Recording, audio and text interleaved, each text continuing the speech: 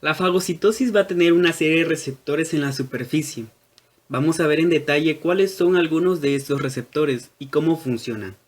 Una vez que se ha reconocido el patógeno, se va a producir el proceso en sí de fagocitosis, que tiene los cambios estructurales por parte de la célula, y una vez que este esté dentro del patógeno de nuestras células, se va a producir su degradación o destrucción con la participación de una colección muy importante de enzimas hidrolíticas. Tipo de receptores. ¿Qué receptores tienen los fagocitos? Las células que fagocitan de nuestro sistema inmune. Hay muchos receptores innatos, pero vamos a centrarnos fundamentalmente en dos grandes grupos.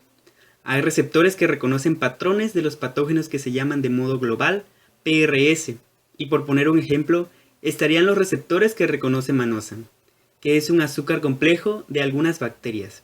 Se llama MRS, receptores de manosa. Los que reconocen en el lipopolisacárido bacteriano, receptores para LPS. Un segundo grupo de receptores de patógenos muy importantes para la fagocitosis son los que se reconocen por otras proteínas del sistema inmune que se hayan depositado previamente sobre el patógeno. Esas proteínas pueden ser inmunoglobulinas o pueden ser fragmentos del sistema de complemento. Pues bien, estas proteínas que se unen sobre el patógeno y que hacen de puente son las que van a ser reconocidas por estos receptores. Por eso se llaman receptores de moléculas adaptadoras. No atacan directamente al patógeno, no se unen directamente al patógeno, sino a una proteína inmune. Bien, de modo que así, con un único receptor para inmunoglobulinas, un macrófago podría reconocer cientos o miles de patógenos distintos.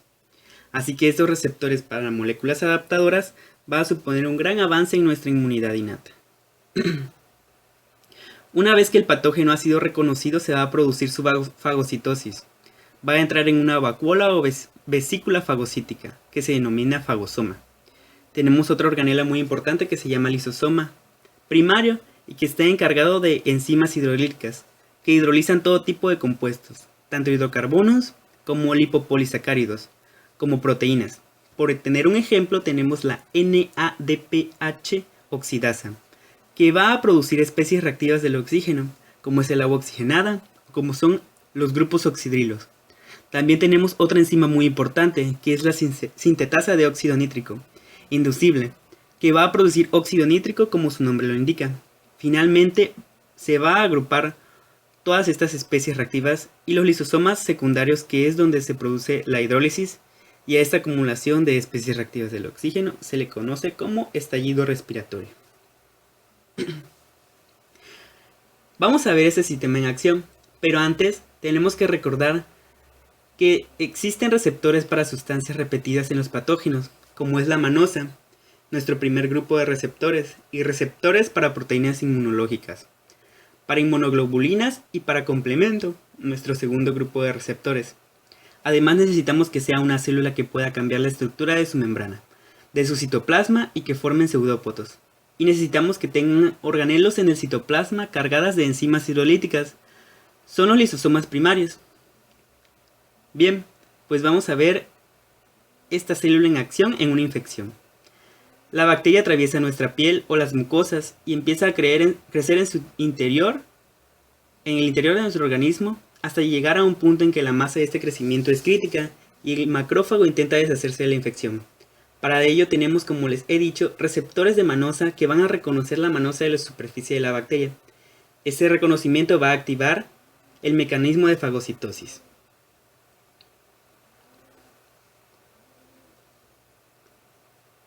Este proceso comienza cuando la célula se transforma y va englobando la partícula con esta protuberancia que se denominan pseudópodos, y se acaba formando el fagosoma.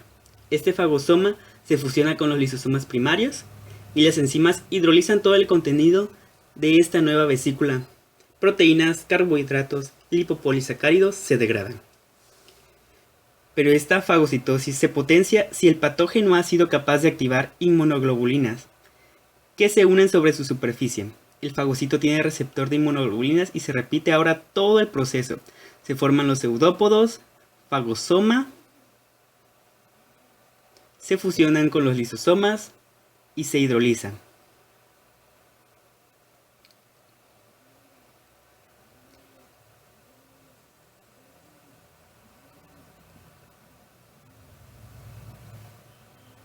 Más aún, esta fagocitosis es todavía mucho más potente si participan los receptores de complemento.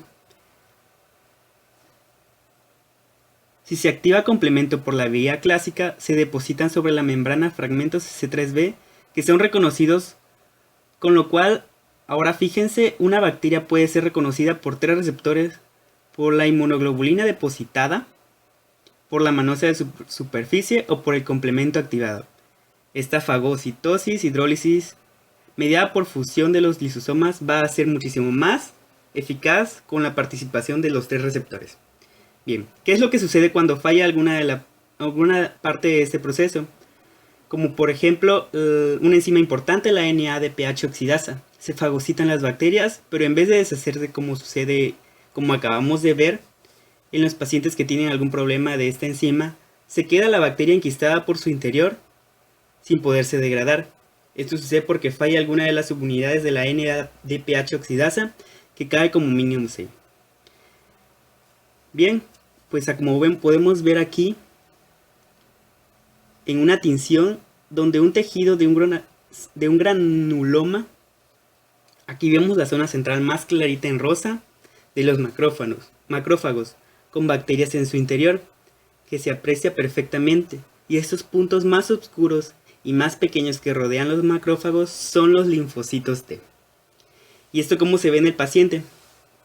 Fíjense, en una zona de infección que no se puede eliminar de modo natural, hay que drenarlo quirúrgicamente. Estos pacientes tienen una inmunodeficiencia que se llama enfermedad granulomatosa crónica. Por lo tanto, es debido, como hemos dicho, a que no funcionan algunas de las proteínas de la NADPH oxidasa. Y al menos, como hemos visto, 5 o 6 proteínas que pueden ser déficit. Bien, pues por mi parte esto es todo. Espero que todo lo visto en este video pueda servirte. Y muchísimas gracias.